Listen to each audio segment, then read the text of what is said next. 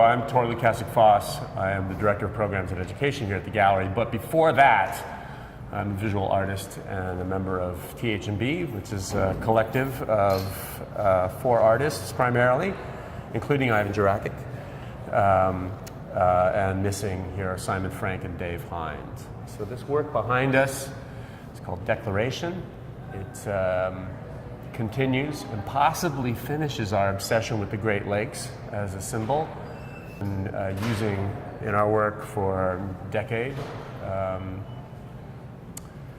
And also the notion of things like public signage, public billboards, ways that we communicate information, ways that we take geography and land and a sense of place and flatten it and turn it into symbols and signifiers and that. So we have a billboard made out of scrap with an iteration of the Great Lakes, and we're going to use it as a template for a number of work actions that will take place during the run of the exhibition, where we'll be wheat pasting other visions of the Great Lakes on top of this billboard. So the lakes will keep on changing and evolving as time goes by. So a lot of our works take the premise of the actual object, and then we just continue to work through them and kind of develop them and let them kind of evolve over time. So the Great Lakes imagery has been reused in several iterations, as Tor set up.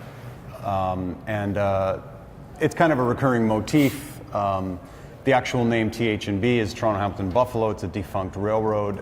It has its own symbol as well, and that's become a motif that we use in our works. And these are kind of things that are regional signifiers that are relatable to anyone living in the greater Hamilton, Toronto area.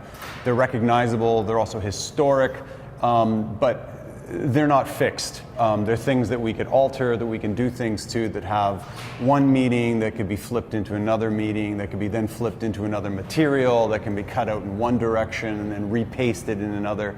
So it's kind of an ongoing process. This piece comes out of a piece we've also done that's up at the McMaster Museum of Art right now called Basin, which is actually a 3-dimensional sculpture, a billboard of steel of the Great Lakes. So Basin and Declaration kind of are interesting kind of bookends that allow us to deal with this kind of localized imagery, but in a much kind of broader material way.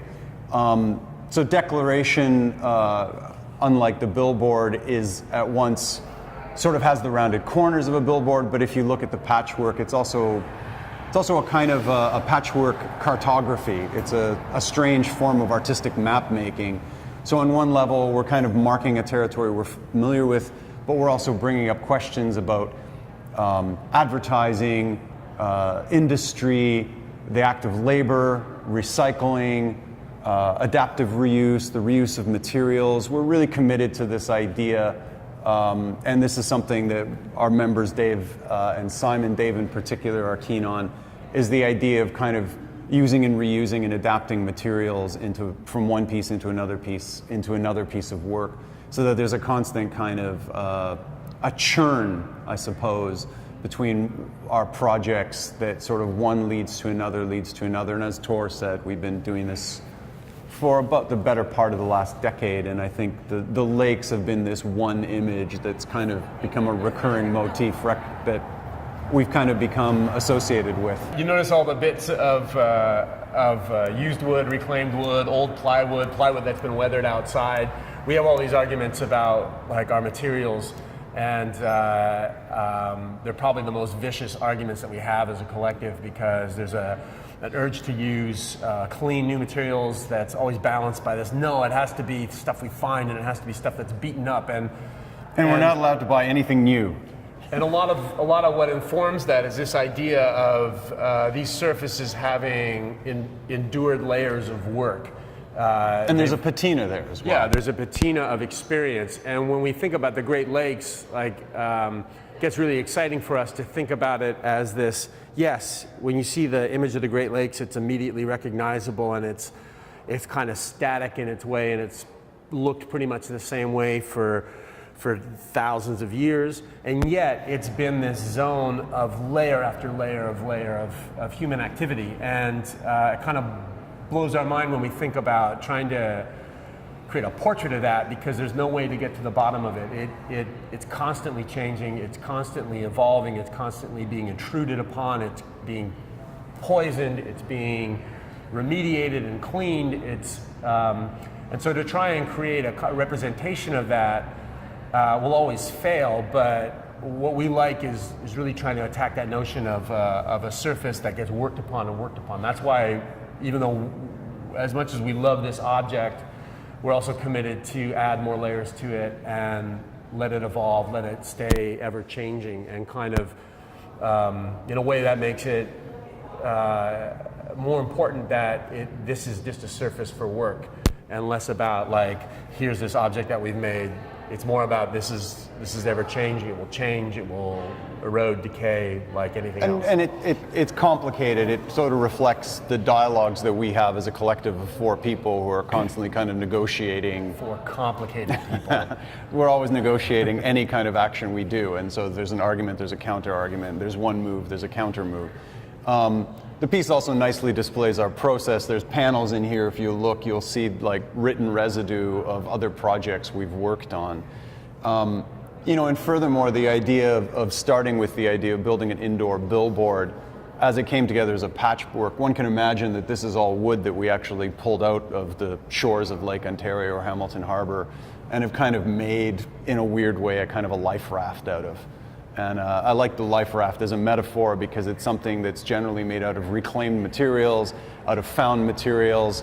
It implies a work that has a sense of purpose. And then in terms of the notion of a life raft, this idea of remediation. Here's this landscape, here's this area, particularly in a place like Hamilton, which we've kind of treated like a garbage dump for the better part of a century.